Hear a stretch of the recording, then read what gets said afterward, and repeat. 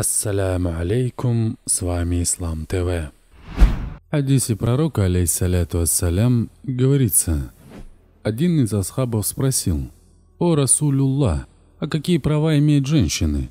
Он пояснил нам: кормить ее тем же, что ешь сам, одевать ее в те же одежды, что носишь сам, не бить по лицу, не говорить плохое о ее внешности и о сделанных ее делах, не проклинать ее и не ругать. Смотрите Никах 40-41, Абу Дауд 21-12, Ибн Маджа Никах 3. В доисламский период, то есть до того, как появился пророк, алейхиссаляту вассалям, и был ниспослан Коран, женщина была подвержена унижению. Рождение девочки в семье считалось позором, что зачастую приводило к захоронению новорожденной заживо. Было нормой передавать женщин по наследству и относиться к ним как к вещи, лишая многих прав. Дорогие братья и сестры, если вы хотите как-то поддержать нас, то поставьте свой щедрый лайк, подпишитесь на канал Ислам ТВ и нажмите на колокольчик. И подписаться на Инстаграм Ислам ТВ. Иншаллах, там будем каждый день выставлять полезные статьи. Ссылку на Инстаграм оставлю в начале описания. С появлением священного Корана были ниспосланы аяты, которые ликвидировали жестокие законы того общества и наделили женщин правами, обеспечивающими им справедливое отношение и защиту. Ислам является первой религией, которая подняла и превознесла женщину. Как-то у Аиши, радиаллаху анхум, матери правоверных, спросили: может ли женщина, у которой хайд, то есть менструация, принимать пищу вместе со своим мужем? В те времена среди немусульман было распространено мнение, что женщину в этот период нужно изолировать от общества. Аиша, радиаллаху анхум, ответила: да, может. Когда у меня был хайд, пророк, алейхиссаляту вассалям, приглашал меня к себе, и я вместе с ним принимала пищу.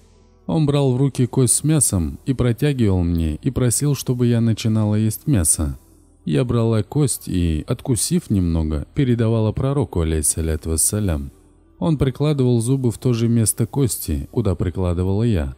Когда он хотел пить, я приносила, но он требовал, чтобы я сначала попила. Я тут же брала сосуд и немного отпивала, после чего отдавала пророку, алейхиссаляту вассалям. На этот раз он прикладывал точно к тому же месту, откуда я отпивала. Передал Насаи, Тахарат 177. В законах Всевышнего предусмотрены все малейшие аспекты женского организма, как физиологические, так и психологические. Мусульманка имеет полное право на получение наследства. Всевышний Аллах в Коране говорит, смысловой перевод: мужчинам принадлежит доля из того, что оставили родители и ближайшие родственники, и женщинам принадлежит доля из того, что оставили родители и ближайшие родственники, будь его мало или много, уделом предписанным. Сура Ан-Ниса, аят 7. Она имеет право на имущество и полное распоряжение им, беспрепятственно покупать, продавать, сдавать в аренду товар без разрешения опекуна, если эти операции не противоречат законам шариата. В Коране Всевышний Аллах говорит, смысловой перевод: «О те, которые уверовали, тратьте во имя Аллаха наилучшие из приобретенных вами благ». Сура Корова, аят 267. В этом аяте точно подмечено: «О те, которые уверовали», не выделяя мужчин и женщин. Женщина имеет полное право на получение образования. Более того, получение знаний является очень важным аспектом в жизни каждого мусульманина вне зависимости от пола, возраста или статуса. В хадисе пророка, алейхиссаляту вассалям, также говорится: приобретение знания является обязанностью каждого мусульманина и мусульманки. Передал Ибн Маджа, Ат-Табарани и другие. Смотрите Сахихуль Джами 39-13. Пророк Мухаммад, алейхиссаляту вассалям, относился очень мягко и добро к своим женам и дочерям. Никогда не проявлял агрессию, несправедливость или физическое насилие в отношении своих жен и дочерей. В хадисе, переданном от Аиши, радиаллаху анхум, говорится: когда Мухаммад, алейхиссаляту вассалям, оставался наедине со своими супругами, он становился самым мягким и улыбчивым человеком. Смотрите Али Аль-Мутаки 7/222. Поэтому насилие в отношении женщины является неприемлемым по исламу и категорически порицается. В отношении ко Всевышнему Аллаху ислам не делает разницы между мужчиной и женщиной, и за свои поступки и награды и наказания они получают одинаковые.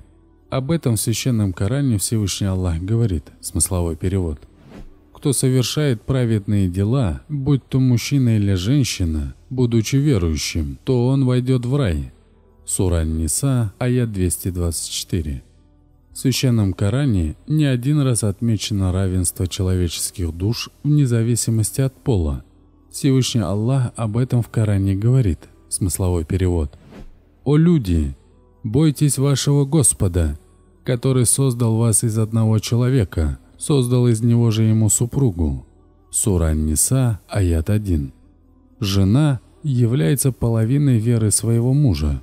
Пророк Мухаммад, алейхиссаляту вассалям, сказал: «Наиболее совершенной верой обладает тот из верующих, кто отличается наилучшим нравом, и наилучшим из вас являются те, кто лучше всех относится к своим женам». Смотрите Сахих Ибн Хиббан, часть 9, номер 4176. У матери также особое положение в исламе. Почитание родителей является обязательным, а за ослушание и за плохое отношение предписано страшное наказание. В Коране Всевышний Аллах об этом говорит, смысловой перевод. «Мы заведовали человеку делать добро его родителям. Его мать носила его, испытывая изнеможение за изнеможением, и отняла его от груди в 2 года. Благодари меня и своих родителей, ибо ко мне предстоит прибытие». Сура Лукман, аят 14. И в заключение приведу еще один хадис. Передают со слов Абу Хурейры, разиаллаху анху, что пророк, алейхиссаляту вассалям, сказал: «Пусть тот, кто верует в Аллаха и в судный день, не обижает своего соседа, и всегда обходитесь с женами хорошо, ведь поистине были они сотворены из ребра, и наибольшей кривизной является его верхняя часть. Если ты попытаешься выпрямить ребро, то сломаешь его, а если оставишь его в покое, оно так и останется кривым. А поэтому всегда обходитесь с женщинами хорошо», передал Аль-Бухари, Муслим. Моей обязанностью перед Всевышним было последовательно изложить вам мнение ученых исламского богословия по данному вопросу. Что же касается того, как вам поступить в практическом плане, в немалой степени решать вам самим. И то, что вы досмотрели это видео до конца, я очень вам благодарен. И если вы напишите об этом под этим видео, мне приятно об этом будет знать. И да благословит Аллах нашего пророка Мухаммада, алейхиссаляту вассалям, и его сподвижников, и его семейства. Да хранит вас Аллах, дорогие подписчики. До новых встреч. Ассаляму алейкум ва рахматуллахи ва баракатуху.